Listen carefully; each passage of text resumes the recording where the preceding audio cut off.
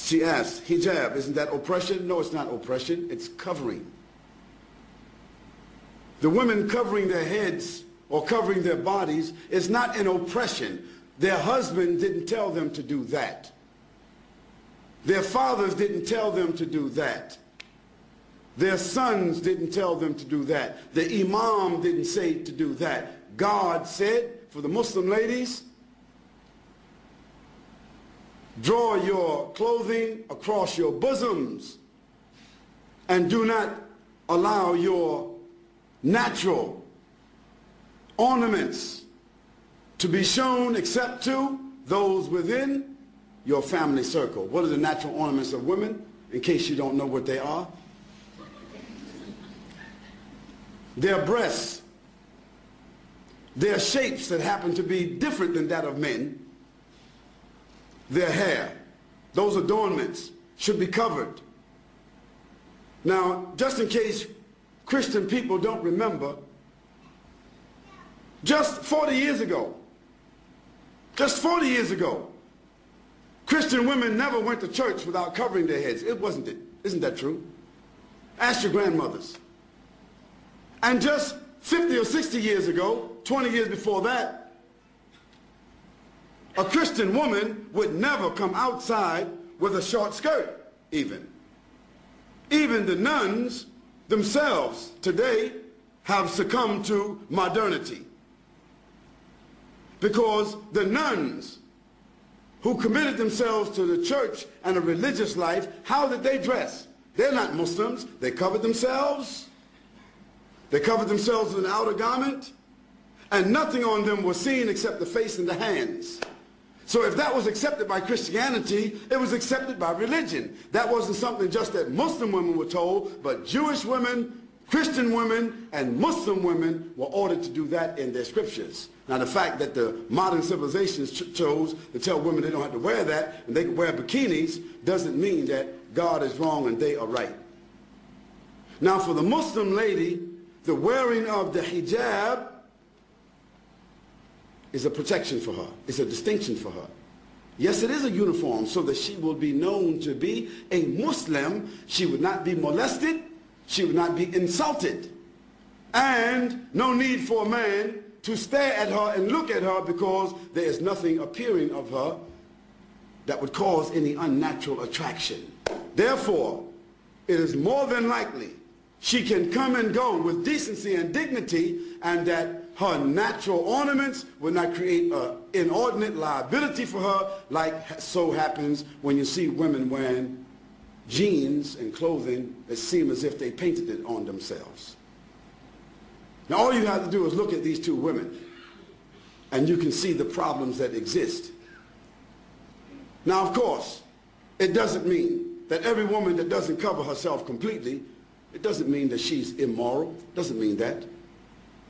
But the Quran gives to the Muslim women what we consider to be an ounce of prevention is worth what? What is it called? The ounce of prevention is worth what? A pound of cure. So just like any one of you, if I asked you, what's your PIN number? You wouldn't tell me.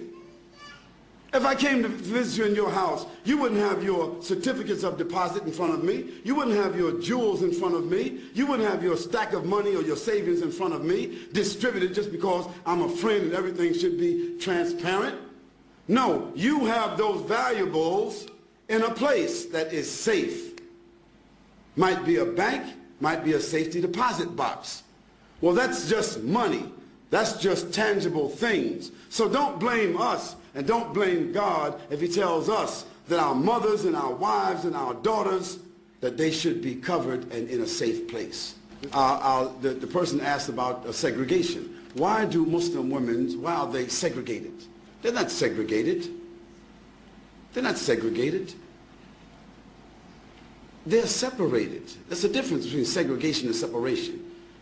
For instance, outside here, you have toilets that say male, female, don't you? Don't you? Why? Why shouldn't there just be a toilet?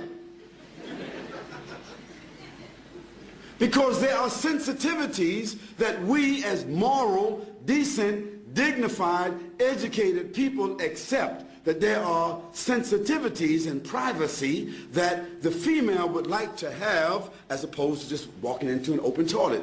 Now maybe in Amsterdam or some other places in Europe where they just have open toilets, it's different.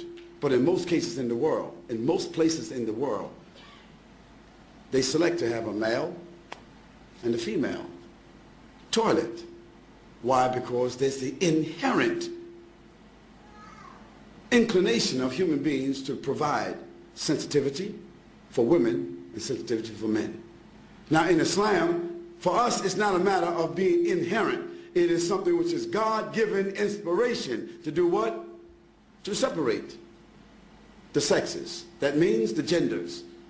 Doesn't mean absolute separation, like we can't see each other, we can't talk to each other, but generally, my wife just doesn't, I don't go to another man's house and I just sit down with his wife and dance with his wife, and he sit down and dance with my wife, and this is just a matter of friendship. Bob, just drop over anytime you like. Okay? We don't do that. No, I come to visit Bob or Abdullah. Abdullah's wife comes to visit my wife.